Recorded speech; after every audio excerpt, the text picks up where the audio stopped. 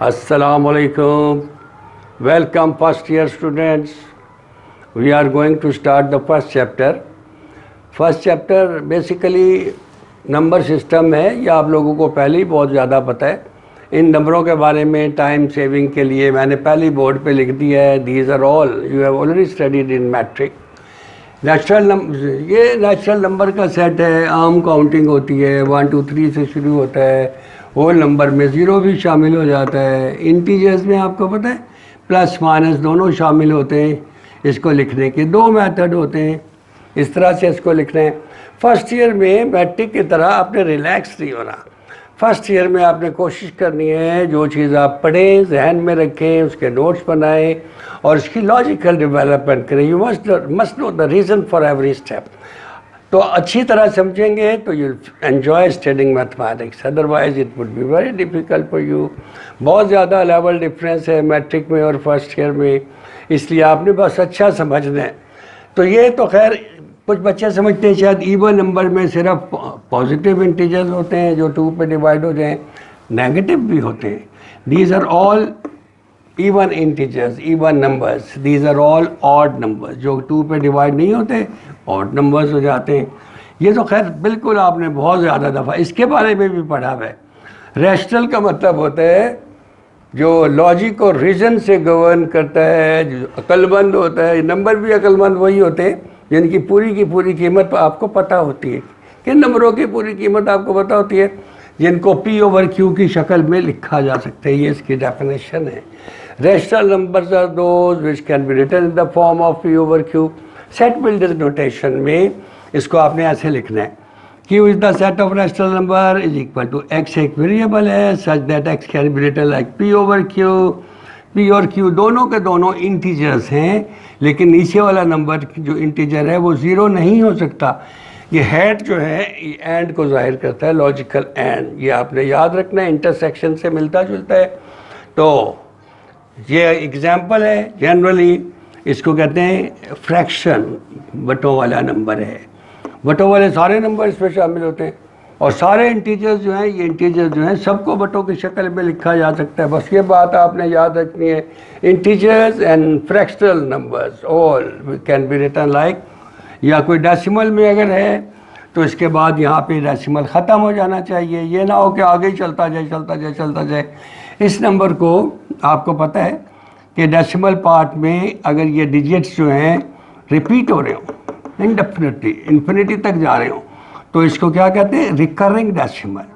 This number is return in recurring decimal में अगर कोई नंबर लिखा हुआ है उसको भी हमेशा हम P/Q की शक्ल, ये आपने बहुत ज़रूरी है MCQ, इसको ज़रूर जहन में रखना है। तो इन recurring decimal number can be written always in the form of P/Q।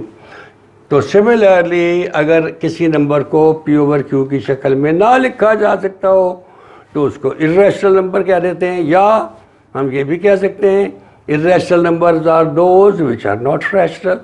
तो ये डेफिनेशन आपके सामने लिखी हुई है, इसमें मैंने लिख दिया है कि X such that X cannot be written, X is not equal to, बाकी बिल्कुल वही लिखा हुआ है, बिल्कुल वही लिख देना है। इसमें ऐसे नंबर शामिल होते हैं जिनकी एग्जैक्ट कीमत आपको पता नहीं होती। तो ऐसे नंबर सारे स्क्वायर रूट जिनके अंदर वाला नंबर परफेक्ट स्क्वायर ना हो, ऐसे नंबर शामिल होते हैं। इसको कहते हैं नॉन टर्मिनेट। टर्मिनेट का होता है ख़त्म हो जाना, नॉन टर्मिनेटिंग डेसिमल, चलता जा रहा है चलता जा रहा है। ये पाई की कीमत भी आपको पता है 3.14159 एंड सो ऑन। सिमिलरली ई एक नंबर है 2.718281 and so on. These all numbers are not exactly known, इनकी कीमत आपको चूँकि exactly नहीं पता, that's why these are called irrational numbers. Similarly, there are just two more definitions. One is the terminating decimal, या भी मैंने आपको बताया, a decimal which has only a finite number of the digits in its decimal part. Decimal के बाद अगर digits जो हैं infinity तक ना चल पड़े, 100 ना आ जाए, रुक जाएं, तो ये finite number of the digits कहलाते हैं। तो इनको हमेशा से पॉइंट के नीचे 1 डालें, डेसिमल के नीचे 1 डालें और बाकी 0 लगा दें, ऐसे लिखा जा सकता है। So these are the rational numbers. ये भी आपको समझना चाहिए। ये भी देखें पॉइंट के बाद बहुत 0 3 4 के बाद ये रुक गया है, तो रुक गया तो इसका मतलब है there are finite digits after the decimal in decimal part. अगर फाइनाइट का मतलब है नोन, और अगर सो ऑन हो तो इसका मतलब है इन्फिनिट। इन्फिनिट होता है, फाइनाइट होता है। To remember that. What is recurring decimal? A decimal in which one or more digits repeat indefinitely. Repeat indefinitely means that just like 0.33333 and so on. Similarly, 2.3434 आना शुरू हो गया indefinitely. So these numbers are called, all numbers are called recurring decimal numbers. Now we study properties of the real numbers. You know that what is the set of real number? Real numbers are all rational number and irrational numbers. सारे के सारे numbers का set जो होता है ऐसे करके लिखते हैं, it is equal to the set of rational numbers union the set of irrational numbers. या रियल नंबर का सेट वो होता है जिसमें इमेजिनरी नंबर या कॉम्प्लेक्स नंबर या आयोटा वाले नंबर ना हो, तो जाहिर है ऐसे होंगे या ऐसे होंगे। इनकी थोड़ी properties will discuss about that.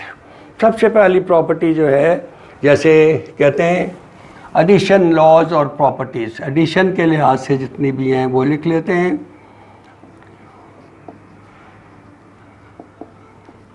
Addition properties,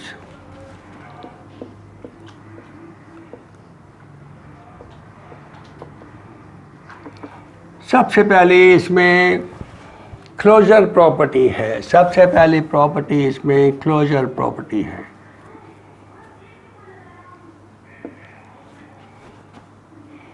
closure law और closure property is the same thing.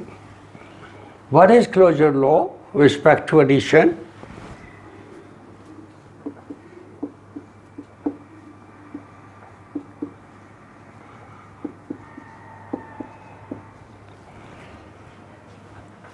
ये मैं आपको थोड़ा सा इन जनरल बता देता हूँ।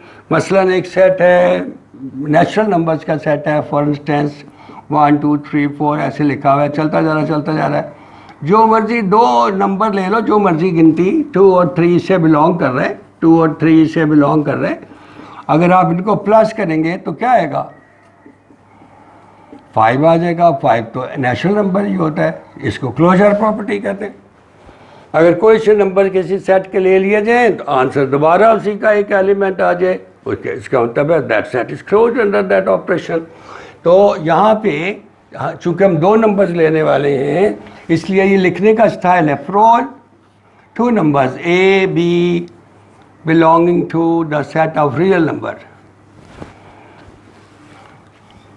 implies A plus B belongs to real number ही होता है बस।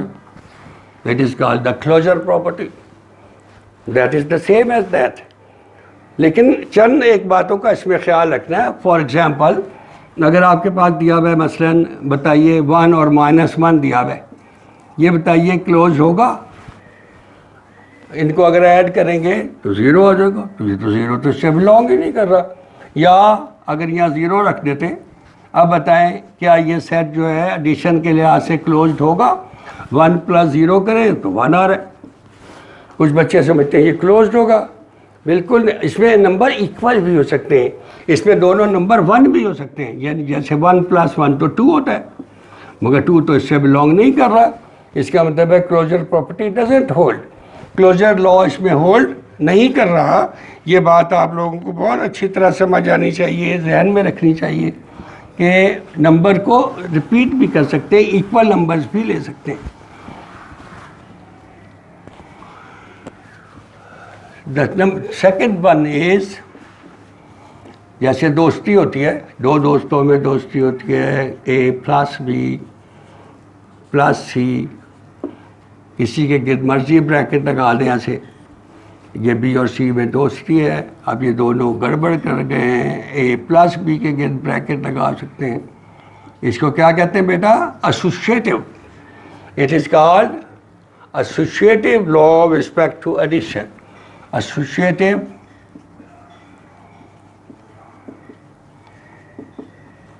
law with respect to addition. Similarly, number 3, अगर बेटा इनकी ए और बी हर एक में ये लिखना होता है, इसमें जैसे मैंने कैपिटल ए बी सी ले लिया है, generally small A B C लेते हैं, आप आम तौर पे इसको ऐसे करके पहले से लिख देते हैं क्योंकि रियल नंबर की प्रॉपर्टीज़ हम लोग ज़ाहिर कर रहे हैं. For all A B C belongs to the set of real number, we have A plus B plus C is equal to A plus B plus C. It is the same like that. It is called the associative law.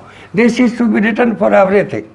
When there are two numbers, for all A, B belong to the set of real numbers, agar we have A multiplied by A plus B is equal to B plus A is called commutative.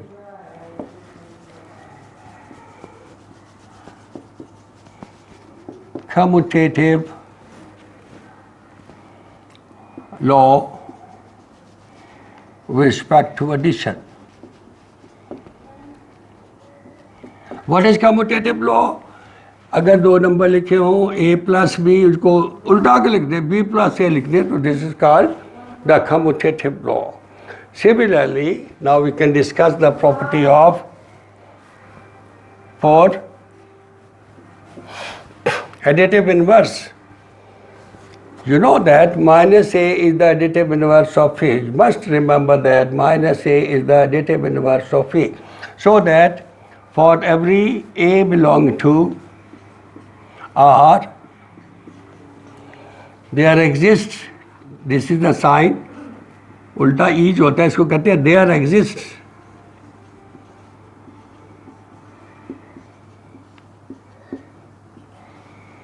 minus a belong to R such that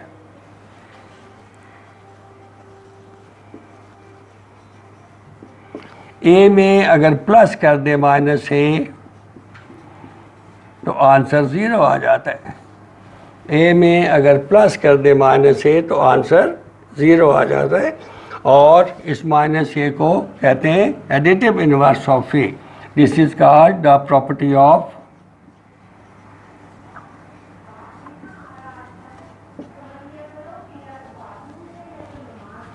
additive inverse.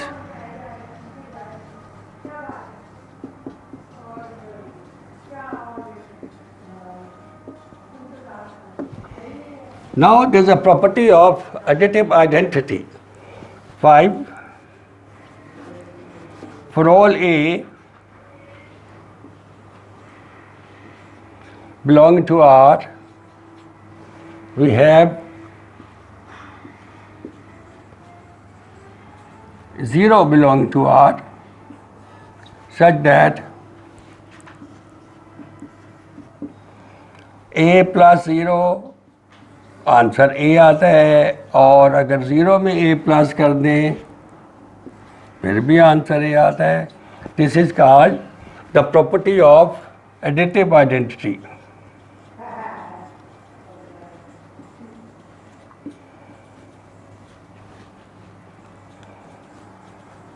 Additive identity. 0 is called, do remember that note, 0 is called additive identity. Additive identity. So this is very nice.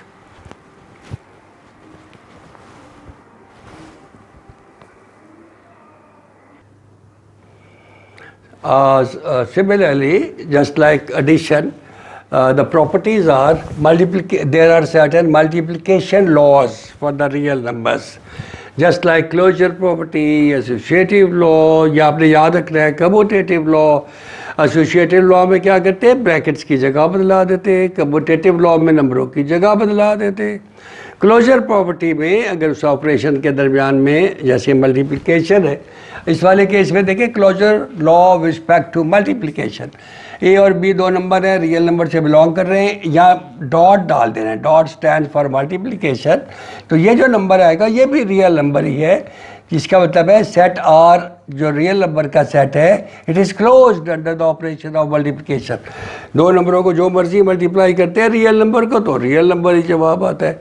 इसका नाम है closure law respect to या closure property respect to multiplication. Similarly, if there are three numbers given a, b and c, these are three numbers, ये given है और इसमें bracket है, ये मल्टीप्लाई हो रहे हैं, दो इनके गिर्द ये ब्रैकेट डाल दिया है, ये मल्टीप्लाई हो रहे हैं, तो ये आपके इसका नाम हो जाएगा associative law respect to dot. Dot stands for multiplication. Multiplication. Multiplication. अगर a और b दो नंबर हैं, रियल नंबर हैं, ये फॉर ऑल, इसका मतलब होता है फॉर ऑल, और याद रह जाएगा इसका क्या मतलब है, for all. For all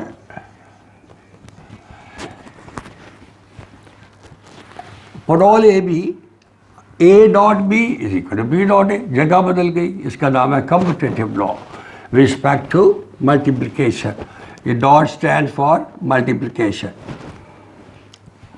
A belongs to R, there exists A inverse belongs to R, इस तरह से कि अगर इन दोनों को आपस में मल्टीप्लाई कर दें, because we are discussing multiplication law, तो दोनों को आपस में मल्टीप्लाई कर दें तो आंसर 1 आ जाता है. तो इसको A का इन्वर्स A इन्वर्स कहलाता है. It is called property of the multiplicative inverse, and do remember that actually multiplication के लिहाज से A इन्वर्स की वैल्यू 1/A होती है. Where A inverse is equal to 1/A is called the multiplicative inverse, is called the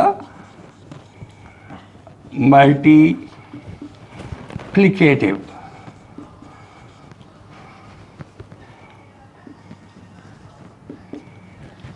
inverse of A.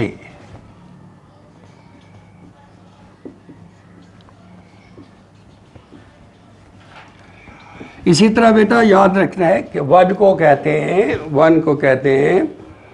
Multiplicative identity, और property of the multiplicative identity. What is the property of multiplicative identity? Fifth is property of multiplicative identity.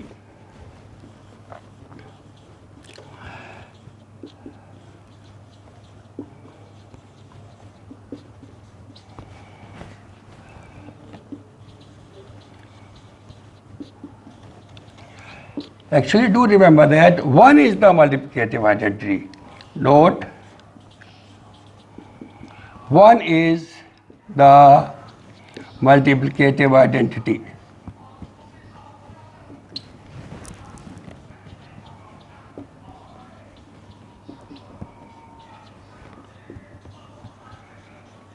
Do remember that 1 is the multiplicative identity. यह आपने जहन में रखना है, बहुत अच्छा दिमाग में रखना है. तो क्या प्रॉपर्टी होती है मल्टीप्लिकेटिव आइडेंटिटी की? डेकोरेशन के लिए लिखना है for all A belong to the set of real numbers. A को अगर हम 1 से मल्टीप्लाई करते हैं तो कोई फ़र्क नहीं पड़ता. इसका क्या मतलब है? A V have